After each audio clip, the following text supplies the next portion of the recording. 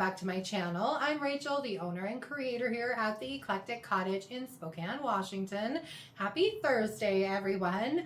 I know I was a bit on the MIA side last week, but I'm happy to have a video for you today. If you want to hear the details on what went wrong last week, you can catch that at the end of the video. But for now, I want to show you the projects that I finished for today. I love how they all came out, very springy and kind of fresh.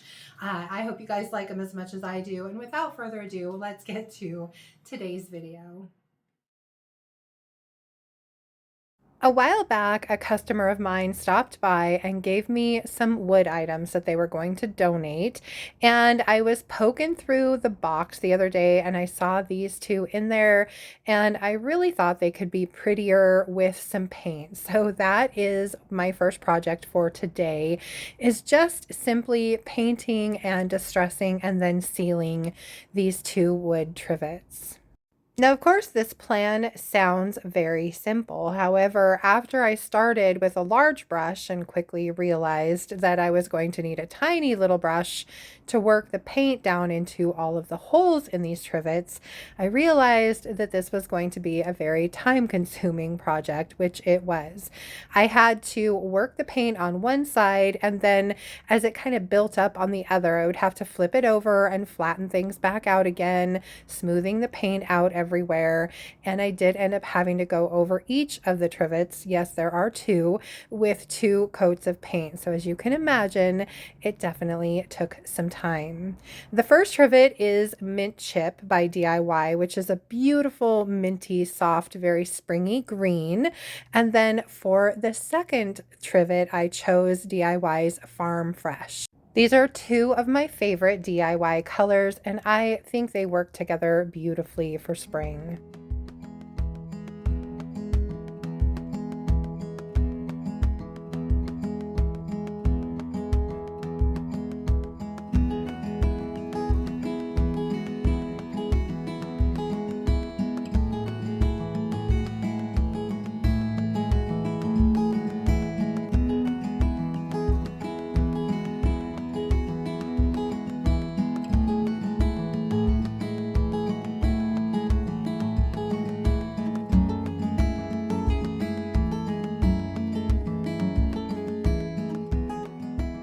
Once I finally had 2 good coats of paint on each of my trivets, it was time to do some distressing.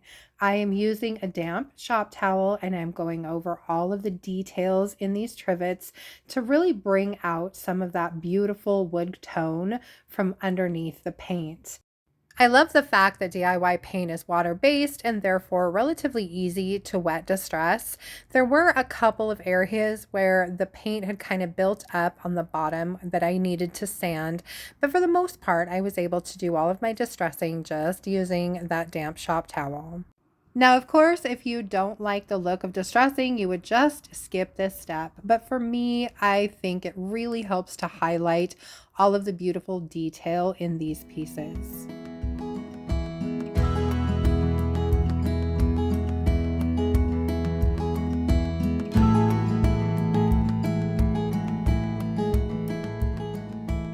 Once I was happy with my distressing and my trivets were completely dry again, it was time to seal my paint.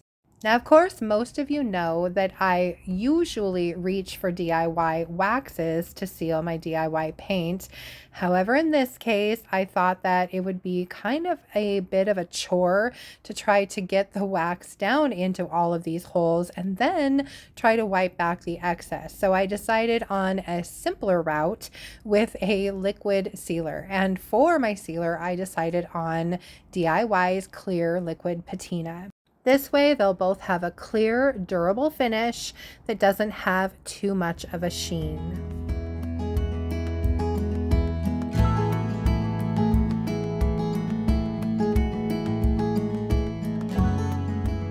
And of course, once I'm done applying the liquid patina and it is dry, my trivet projects are finished. I love the way that they came out. I think they're so pretty, and I hope you guys like them too.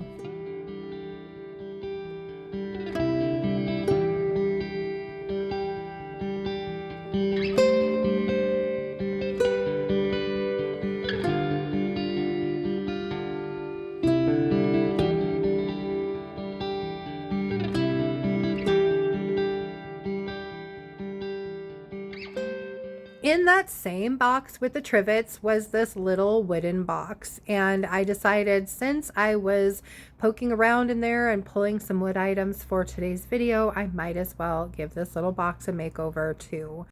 Now, before I could start painting my little box, I needed to remove the latch and the hinges off of it. So I grabbed my little green screwdriver and began to do that.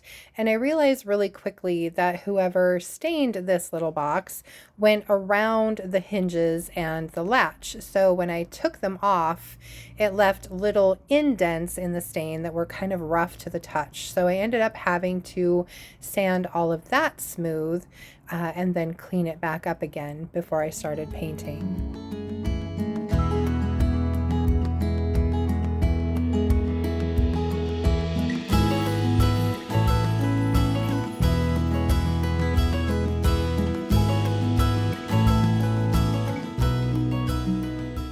For the paint for this project, I had decided I wanted to kind of stay in that blue-green family that I'd used on the trivets, but I also wanted to have a crackly or chippy finish on this little box.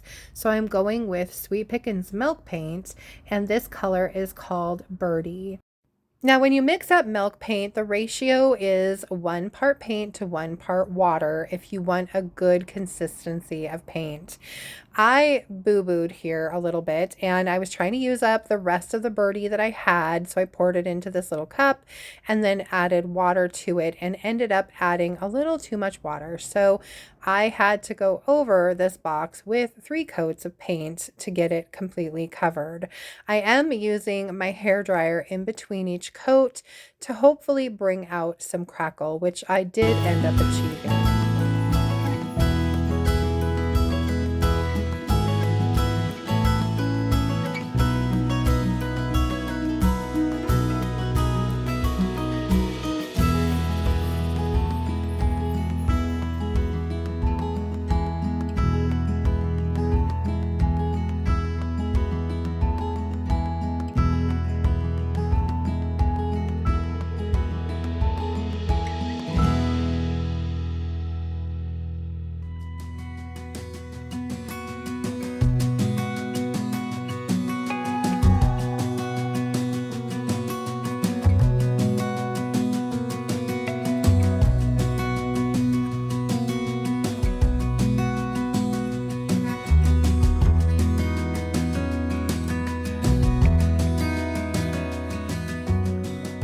Once I was finished painting my little box, I grabbed a piece of 220 grit sandpaper and just went over everything to make sure the box was nice and smooth, to knock off any chips that might have formed, and to do a little bit of distressing around the edges.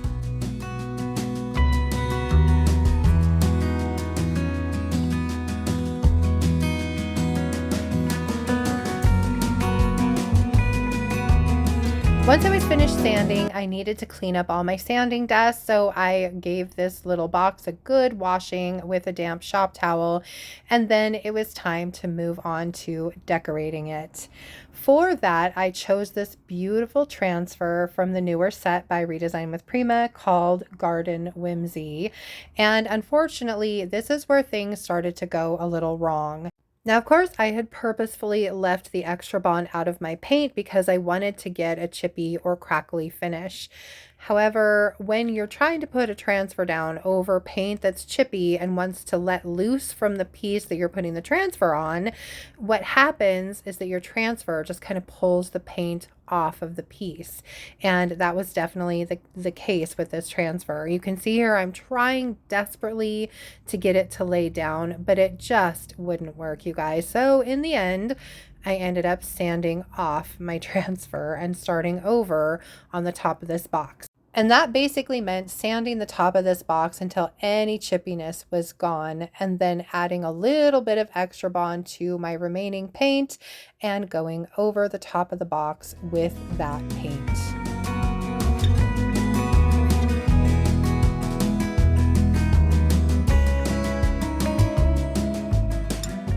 Once I had it painted and then sanded smooth and cleaned back up again, I went in with a different transfer from the same set called Garden Whimsy, and this time I had a lot better luck.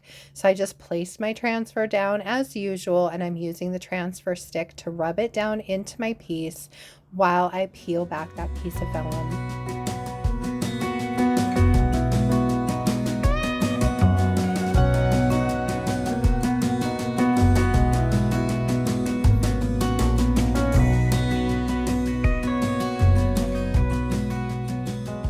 Then it's just a matter of burnishing the transfer down into my piece. I use a piece of vellum and just rub it really, really well to make sure there aren't any wrinkles or air bubbles in my transfer.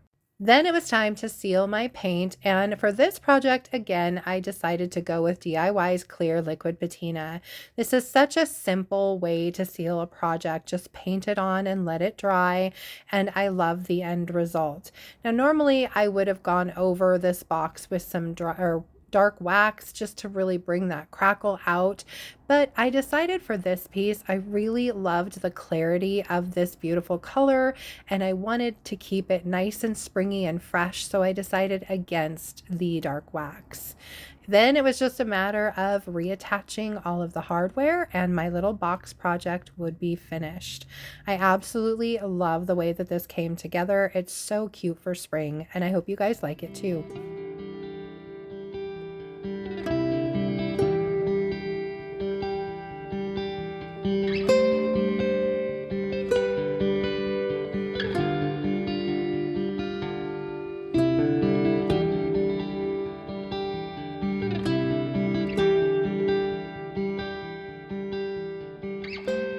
For my third and final project for today, I am going to make over the frames of these two little art pieces that I picked up at the Goodwill a while back. And I like the art that's in them. The frames were just kind of damaged. They had some pretty significant scratches in places and definitely needed a bit of a makeover. So that's what I'm going to do. I decided as a base color, I didn't really care for the light green. So I started by going in with a coat of Rustoleum's 2X spray in Espresso. And I'm just putting one good coat of that over the tops of the frames. One of the things that attracted me to these frames in the first place was the color of the mats. I really like that green. And originally I'd planned on painting the frames a green, but I didn't want to compete with the matte color. So instead, I chose to go a completely different direction and paint my frames white. So I'm going in with a couple of coats of DIY's White Swan. Now, if you've never used DIY paint, it is a water-based paint, no VOCs. It's relatively thick and highly pigmented, and you can see here how nicely it covers over that dark brown paint. It took me 2 coats, and I had complete coverage. Since it is a thicker paint, it does tend to leave behind some brushstroke marks, and I like a smooth finish, so I usually go over my things with some sandpaper. These were no exception. I went over both of them with some 220 grit sandpaper, wiped them smooth, and then I am sealing my paint. For these, I decided to go with DIY's clear wax, and I am just brushing that on with a soft bristle brush and then wiping back any excess with a dry shop towel.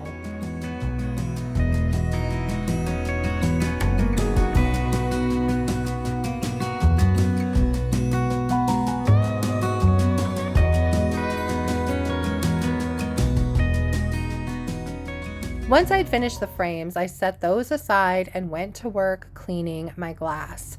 The glass was pretty filthy. It had some little speckly dots of something on them, so I gave them a good bath with Windex on both sides before putting them back into the frames. I did also go over both frames on the back, cleaned them up really well, and made sure that I didn't have any leftover paint on either of them. Then it was just a matter of putting things back together again, and my little frame projects were finished. I'm in love with their new fresh, clean, white frames, and I hope you guys like them as much as I do.